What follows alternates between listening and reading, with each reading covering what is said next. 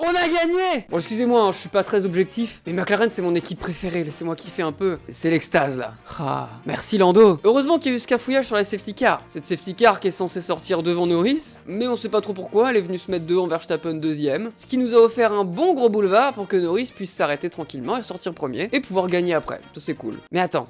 Je vois les gens qui se plaignent que Max s'est fait léser par la FIA à cause de leur erreur, ce qui lui coûte la victoire. Et c'est un peu ce que je me suis dit au début, mais j'ai un doute. Il serait passé quoi sans la boulette de la FIA, si la procédure avait bien été respectée? Où est-ce que Norris aurait pu ressortir? Parce qu'il avait quand même un petit peu d'avance quand la safety car s'est déclenchée. On va regarder ça un peu dans cette courte vidéo que j'avais envie de faire pour réagir à l'événement, et ça me permet un peu de partager mon bonheur de voir McLaren gagner enfin. Bon, déjà ce qu'il faut comprendre, c'est que la safety car qui bloque Max là, et qui n'a rien à faire devant le deuxième de la course, c'est pas qu'elle est sortie trop tard, mais qu'elle est sortie trop tôt. Quand la procédure de safety car se déclenche, Norris vient tout juste de dépasser l'entrée des stands. Et c'est pour ça que Norris peut pas s'arrêter tout de suite. Et cette safety car, elle est pas censée se planter devant le leader avant même qu'il ait l'opportunité de faire un arrêt. Mais surtout, elle est tellement trop juste par rapport au leader qu'elle ressort à peu près côte à côte avec Norris.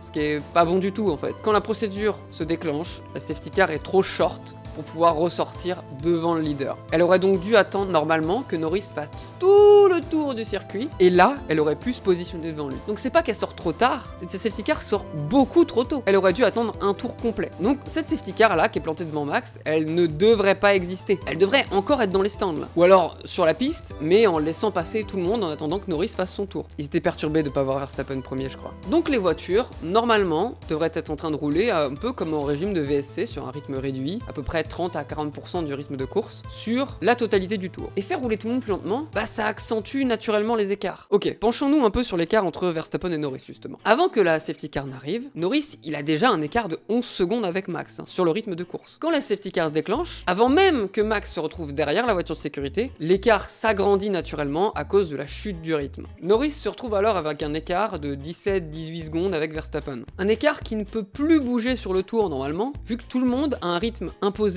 figé. Donc même sans l'ASC qui sort trop tôt, Max aurait conservé pendant l'intégralité du tour cet écart de 17-18 secondes. Et donc il y aurait eu cet écart quand Norris aurait fait son arrêt. Et en plus de tout ça, avec le rythme réduit de la safety car, un arrêt, bah ça coûte aussi moins de temps, parce que tout le monde roule moins vite. Normalement, un arrêt ici à Miami, ça coûte à peu près 19 secondes, mais sous safety car, et ça on peut le calculer facilement parce qu'on a vu Tsunoda s'arrêter sous le régime de safety car avant de se retrouver derrière la voiture, ça coûte plutôt dans les 12-13 secondes. C'est ce qui d'ailleurs permet à Tsunoda de ressortir devant Hamilton. Et bah le compte est bon, y a pas de vice de procédure à l'encontre de Max du coup. Si la procédure avait été bien respectée, l'écart entre Norris et Verstappen se serait stabilisé autour des 17-18 secondes pendant l'intégralité du tour. Norris aurait fait son arrêt, qui lui aurait coûté dans les 13 secondes, et du coup, même avec ça, il serait ressorti largement devant Verstappen. Et on a même pas mal de marge pour les approximations et les éventuelles petites erreurs qu'il pourrait y avoir. Et tout ce beau monde se serait calé derrière la safety car, qui devrait être en train de sagement attendre Norris. En fait, Norris, il a eu de la chance sur la safety car bien sûr, mais s'il se retrouve là, c'est aussi qu'il avait le rythme. S'il peut profiter de la safety car, c'est parce qu'il avait assez de rythme pour être à 11 secondes de Max après son arrêt. Et ça, malgré le fait d'être parti un petit peu derrière et d'avoir été longtemps bloqué derrière Perez. D'ailleurs, comme Loris le fait remarquer dans la cool room, il est parti 5ème et il a gagné sans avoir dépassé une seule voiture. Allez, on va dire que c'est le retour de karma pour cette terrible pluie qui avait ruiné ses chances de victoire lors de la Russie en 2021. Et d'ailleurs, lors du Grand Prix de Miami, il l'a pas volé sa victoire. Hein, parce que Max a été absolument incapable de tenir le rythme de Lando une fois que la safety car était partie. Bon, Red Bull dit que c'est parce que quand Max a percuté le plot,